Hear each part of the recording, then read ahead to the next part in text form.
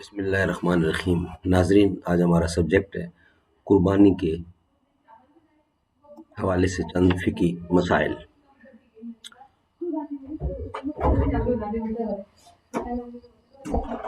قربانی کے حوالے سے چند فقہی مسائل ہم آپ کی خدمت میں پیش کر رہے ہیں۔ قربانی کا ہمارا ٹاپک ہے، اس سے پہلے 3 ویلاگ میں قربانی کا مطلب بتا چکے ہیں۔ آج ہمارا موضوع وہی ہے اور اس کے اوپر تھوڑی روشنی اور ڈالیں گے۔ یہ رائٹر ہیں اور لکھنے والے ہیں، زاویہ نظر ہے ان کا مفتی منیب الرحمان صاحب، بہت بڑے عالم دین ہیں۔ وہ چیز آپ کے سامنے پیش کر رہے ہیں۔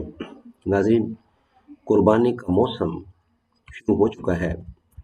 اس مناسبت سے قربانی کے ضروری مسائل پیش خدمت ہیں۔ قربانی ہر صاحب نصاب بالغ مرد و عورت پر واجب ہے۔ زکوٰۃ کی فرضیت کے لیے کم از کم نصاب پر پورا قمری سال یا سال کا اکثر حصہ گزرنا شرط ہے، جبکہ قربانی اور فطرے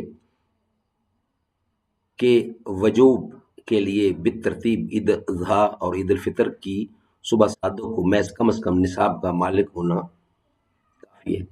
سال گزرنا شرط نہیں ہے۔ قربانی کے جانوروں کی عمریں حسب ذیل ہیں۔ بکرا، بکری، دمبا، بھیڑ 1 سال مکمل ہو جائے اور دوسرے سال میں داخل ہو جائیں۔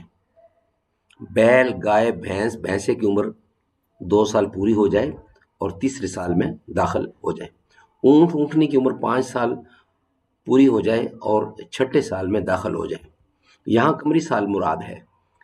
البتہ بھیڑ اور دمبا اگر اتنے فربہ ہوں کہ دیکھنے میں 1 سال کے نظر آئیں تو ان کی قربانی جائز ہے۔ اگر صاحب نصاب مالدار شخص نے قربانی کا جانور خریدا اور وہ گم ہو گیا یا قربانی سے پہلے مر گیا تو اس پر لازم ہے کہ دوسرا جانور خرید کر قربانی دے یا قربانی کے جانور میں حصہ ڈالے۔ اگر قربانی سے پہلے گم شدہ جانور مل جائے تو مالدار شخص کو اختیار ہے کہ جس جانور کی چاہے قربانی دے، دونوں کی قربانی لازمی نہیں ہے۔ بہتر یہ ہے کہ جس جانور کی قیمت زیادہ ہو اس کی قربانی کرے۔ اگر نادار شخص نے قربانی کا جانور خریدا اور وہ قربانی سے پہلے گم ہو گیا یا مر گیا تو اس پر دوسرے جانور کی قربانی لازم نہیں۔ اگر اس نے دوسرا جانور خرید لیا اور پہلا گم یعنی جانور بھی بعد میں مل گیا تو اس پر دونوں کی قربانی لازم ہوگی، کیونکہ اللہ تعالیٰ کی طرف سے تو اس پر قربانی واجب نہیں تھی۔ اس نے قربانی کی نیت سے جانور خرید کر خود اپنے اوپر واجب کی، اسی طرح دوسرے جانور کا حکم ہے۔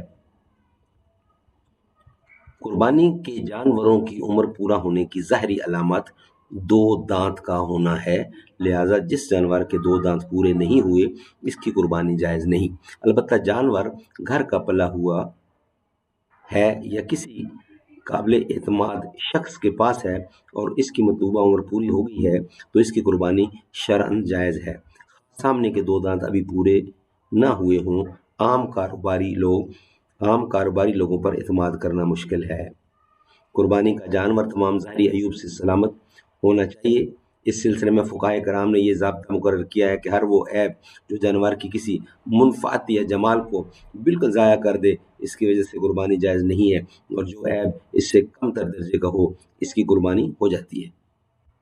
جو جانور اندھا، کانا یا لنگڑا ہو، بہت بیمار اور لاغر، جس کا کوئی کان دم یا چکتی تہائی سے زیادہ کٹے ہوئے ہوں، پیدائشی کان نہ ہو، ناک کٹی ہو، دانت نہ ہو، بکری کا 1 تھن یا گائے بھینس کے 2 تھن خشک ہوں، ان سب جانوروں کی قربانی جائز نہیں ہے۔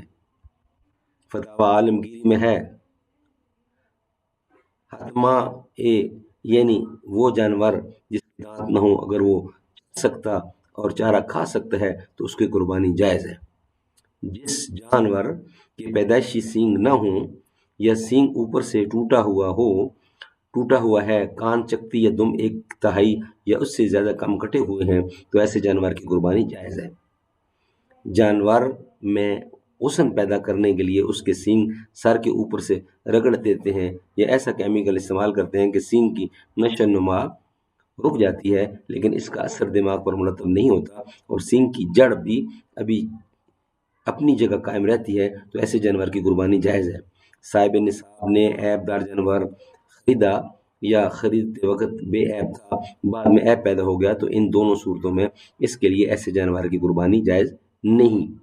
اس کے لیے ضروری ہے کہ دوسرا بے عیب جانور خریدے اور قربانی کرے، اور اگر خدا نخواستہ ایسا شخص صاحب نصاب نہیں ہے تو اس کے لیے اسی جانور کی قربانی جائز ہے۔ ناظرین، ابھی ہمارا یہ سبجیکٹ چل رہا ہے، ویلاگ تھوڑا لمبا ہو گیا، انشاءاللہ نیکسٹ ویلاگ میں باقی اس کا بیان کریں گے۔ اللہ تعالیٰ سمجھنے کی توفیق عطا فرمائے۔